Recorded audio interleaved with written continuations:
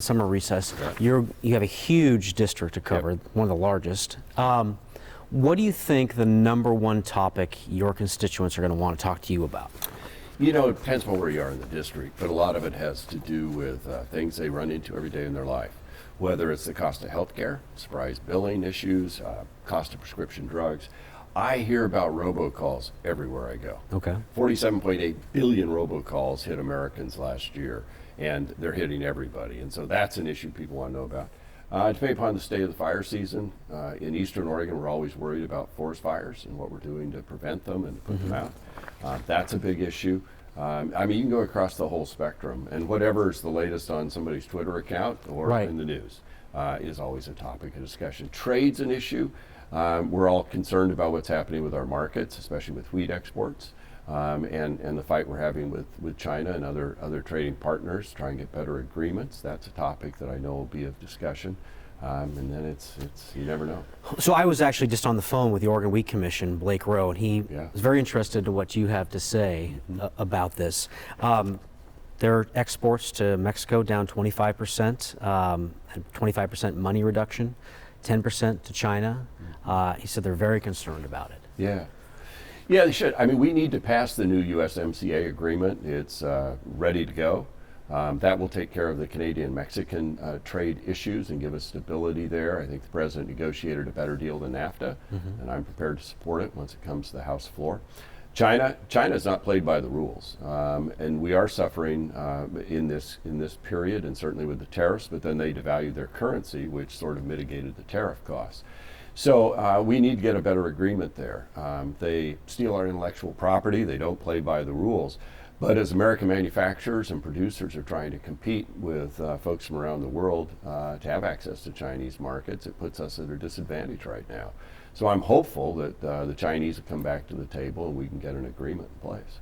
What are your thoughts about the volatility that's happening right now? You listen to economists and they talk about markets behave best when they know what's going to happen. We have these giant swings now. The president's contradicting himself almost on a daily basis. What's your message to him and to your constituents? Well, you know, I was a small business owner for 20 years just up the gorge. You want certainty when you're in the business world. You do. And then you can have predictability and planning, and it makes life a lot easier. But you know, I think too of the lobster that doesn't know he's getting boiled when you start in cold water and it slowly raises. And I think when it comes to trade, they've been raising the temperature and the lobster's starting to boil. And that means that in the case of the Chinese and others, we haven't had good agreements and they haven't been enforced well. And so we are going to go through some pain here, but I think the president's right in trying to get a better deal and to get something that the Chinese will live by. Do you think he could do it in a less volatile manner? Well, you know, we've had other presidents try it, and how's that worked out? We've gotten deals. I supported WTO accession for China during the Clinton administration, worked with President Clinton, worked with Secretary Glickman at the time to do that. I thought it would get China within the WTO, the World Trade Organization, body of law, 100 plus countries, enforcement. They just blow past it. And so we've got to get a better place. And other presidents have tried other mechanisms to do that, and I don't think they've achieved the results that Americans want. You know, it's interesting, Bernie Sanders and others complained about China's currency manipulation and the impact of unfair trade agreements on American workers. And if Donald Trump's done one thing, he's turned Democrats into free traders. And I'm all for that because I think we need good, open, free trade. And I'm not a big tariff fan. I never have been because I think ultimately consumers do pay that bill. But it is a tool, it is a club, it is a weapon that a president can use to try and force better agreements. And I think eventually he's going to win this argument with China. Yesterday in Oklahoma, there was this huge judgment for the opioid crisis. Right. I saw that. You've been involved in that. Got it. What's happening next? Are you working to further this issue? Because you've been chairing a committee on this. Yeah, I chaired the Energy and Commerce Committee last Congress, and it was the biggest issue I led on. We passed 60 different pieces of legislation, rolled them up into one bill called the Support Act that was approved by the Senate, signed by the President. It attacks every piece of this, helping people who are addicted to these highly addictive painkillers. Getting new medical research in place for new treatments for pain that don't have you rely on an addictive opioid pain medicine. Better prescription standards for doctors to prescribe, so we're not over-prescribing. Take-back programs. We've got treatment programs and funding now coming into Oregon, millions and millions of dollars as a result of the legislation we passed. But there's more that needs to be done. We wrapped up a 380-page investigation 2 years long before I left as chairman of the committee that points to some other initiatives that need to happen. One, right now there's an old law that says if you're in substance abuse treatment, your information doesn't always get shared with another medical provider. That's resulted in people being prescribed opioids that were off opioids, and some have died. So we need to fix that communication linkage so that people that are getting treatment for substance abuse disorder do not get prescribed an opioid because of an accident somewhere or something else. And the administration just announced some rules to try and do what they can. We could fix it legislatively, pass the bill in the House, died in the Senate. So that's an issue. Second, DEA needs to do a better job of enforcing and taking down the bad operators, and the drug distributors themselves, and I had them under oath before our committee, need to be held accountable. They have access to the information. They have an obligation under the law to identify abnormal shipments, and they didn't do it, and they need to be held accountable. And where the manufacturers were over the edge, they need to be held accountable, and that's what you're seeing in some of these settlements now. We're starting to hear from viewers who feel that the pendulum has swung too far on this. They're in pain. Now they can't get their opioids because their doctors are afraid to prescribe it. Personally, my son had surgery in February, had some Oxycontin, and then burned himself 3 months later, and the pharmacy wouldn't give us the pain medications.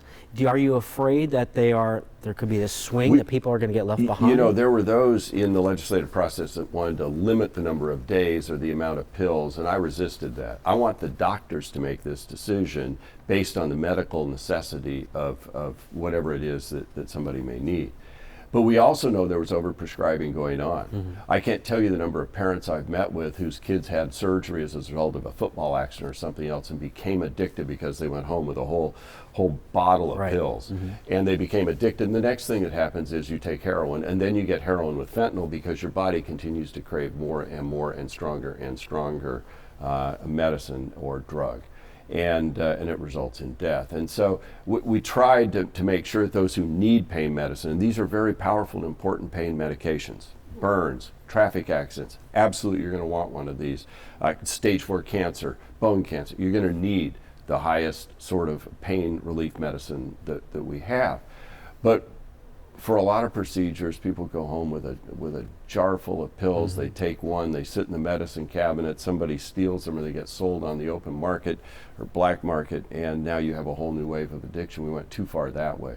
I tried to make sure the legislation we passed federally did not overreact. In fact, we called for the professional organizations to determine best prescribing practices based on the new evidence, and leave it up to the professionals to make these decisions. You touched on robocalls. I get probably 3 a day. I sometimes don't answer my phone because I realize that's a robocall, and it's hard for a reporter to get their job done. Is there any hope? Yes, there is. So we passed bipartisan legislation that I helped author.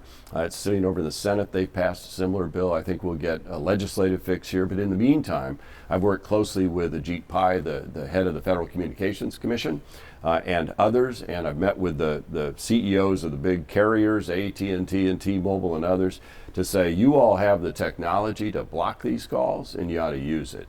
Our legislation would call for that. They can do some of this and are now in an agreement with a number of attorneys general from the states, and the FCC recently announced an agreement with the carriers where they can authenticate that number to know it's a phony number or it's a real number before it ever gets to your cell phone or mine. I get them too, all the time. And then you get the one that you let go that you should have answered. I got one in February of 17 I let go because it said Greece plus 30-1. Well, they left a voicemail. It was the Vice President of the United States flying over Greece in Air Force Two. Have you ever tried to call back Air Force Two? It doesn't work real well.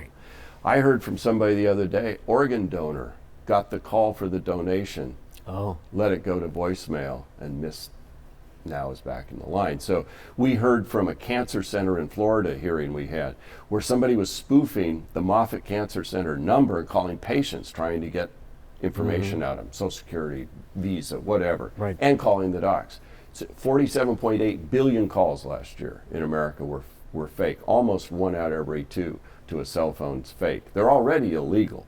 So we passed a law 2 years ago to give the FCC, Federal Communications Commission, new authority to go after the international fraudulent pranksters, hackers, whatever you want to call them, criminals. And they're doing that. Now we're working with the carriers to say, authenticate these numbers, you have the technology, block the calls so we never have to deal with them. Let's talk guns. You are the only Republican congressperson from Oregon. Right. You're kind of a lone voice. Depending on where you are in the state, you can get polar opposite views. What is your plan for cutting down mass shootings? Yeah, so there are a couple of things, some of which are already in play. First of all of us want our kids to be able to go to school and come home safely and not have to deal with the terror of a shooting in a school or at a shopping center or anywhere. And so a few years ago we passed legislation reforming America's mental health laws. First time that's been done since the 1960s. In that bill we put forward funding and new programs to identify potential shooters, to help people in mental health distress, to provide funding for our local law enforcement for active duty shooter training, sort of the training for those first responders. We saw that situation where the cop on the beat at that school refused to go in. We can't have that. Right. And so it's that. But it's still, it's still happening, though. It does. And so I also supported improving the background check system, the NICS system. Turns out in an audit they did in 2016, virtually none of the data that should have gone into the national system to prevent people who shouldn't get weapons from getting them wasn't being fed into the national system. And that comes from the states. It comes from the military. We know one of these active shooters was former military who had been kicked out of the military, but his data had never been put in the background check system. So we have existing laws that aren't working, and I've supported efforts to fix those as well and do additional background checks. But we passed a bill in the House, which I opposed, H.R. 8, the Democrats' big push. But I didn't want to make a rancher in Eastern Oregon a felon for a year and face a $100,000 fine because he let his son-in-law use his shotgun to go pheasant hunting without getting a background check. So you can go too far here and violate the Second Amendment rights. What I like to talk to people about is everyone seems to think that this gun thing is black and white, all or nothing. You can only regulate guns, you can only do mental health, you can only harden the schools. Is there room for doing a bunch of everything? I think so. Absolutely. We need to fix and continue to improve the background system so we can trust it and know that it works. We need to make it work faster, not slower.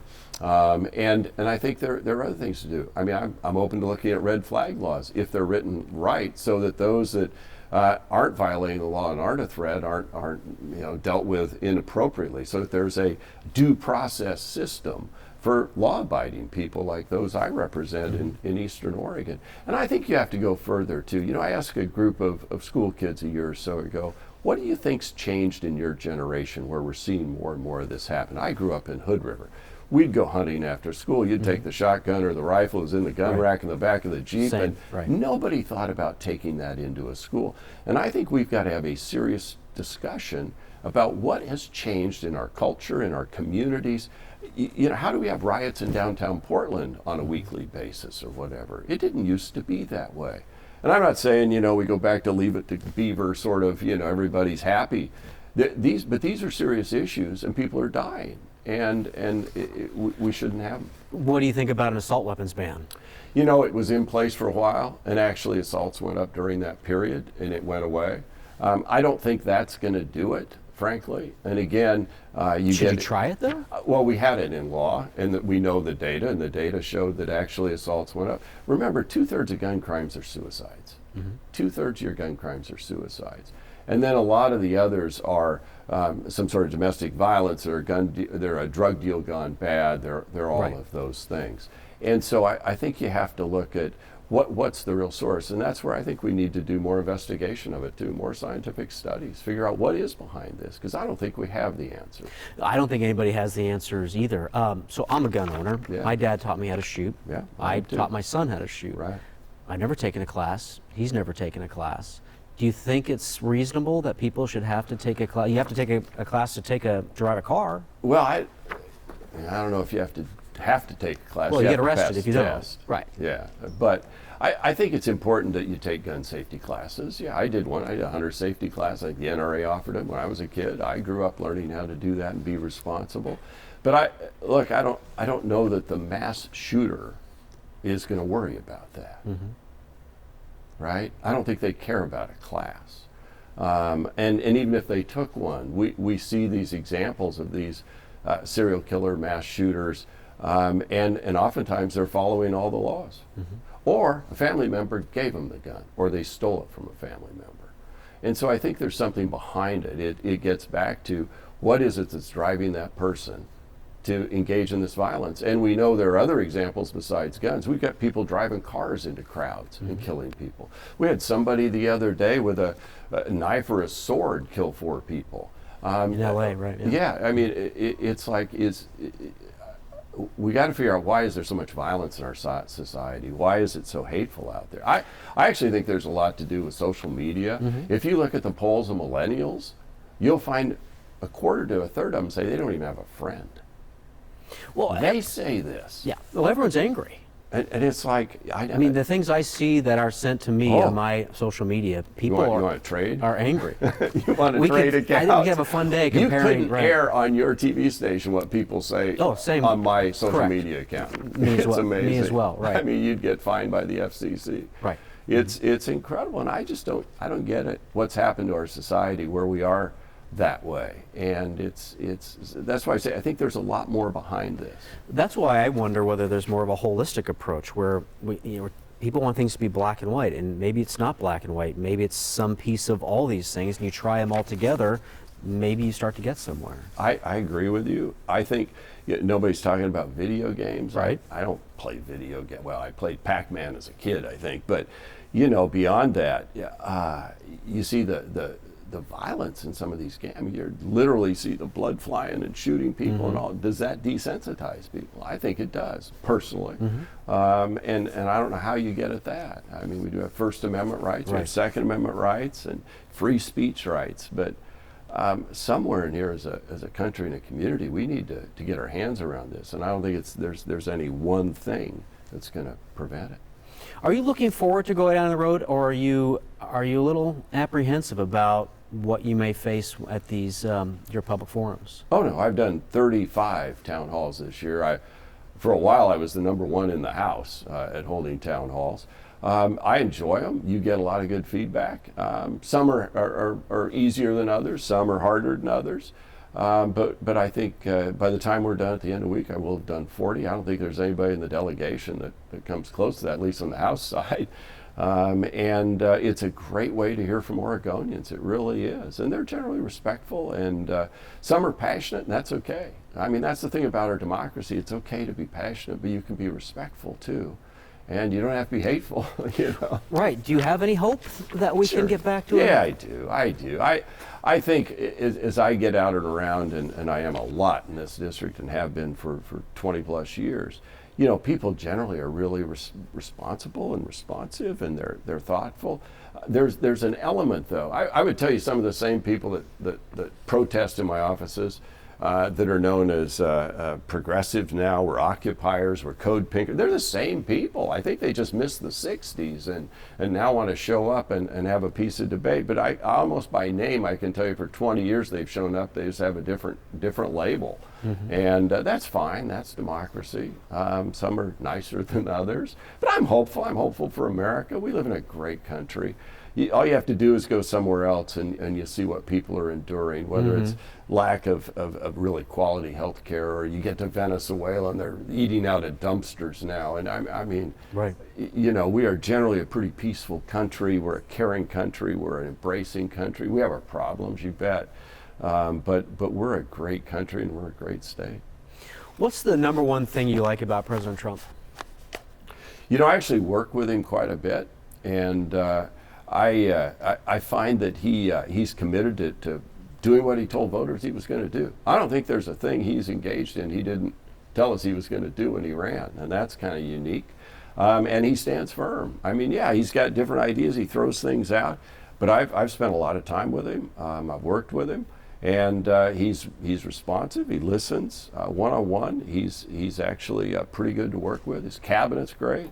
He's lowered our taxes. He's with the work of the Congress. He's backed off on the overzealous regulation we saw in the last administration that set a record for rules and regulations. That's the thing I heard about everywhere I went in my district during the Obama years was, oh my gosh, there's another body of regulation coming our way.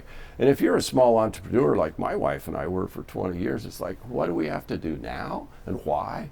And that's backed off, and I think we're just seeing he's standing up for America and American jobs, and I like that. What's the number one thing you don't like about I it? wish he wouldn't tweet quite as much as he does, or some of the content of those tweets.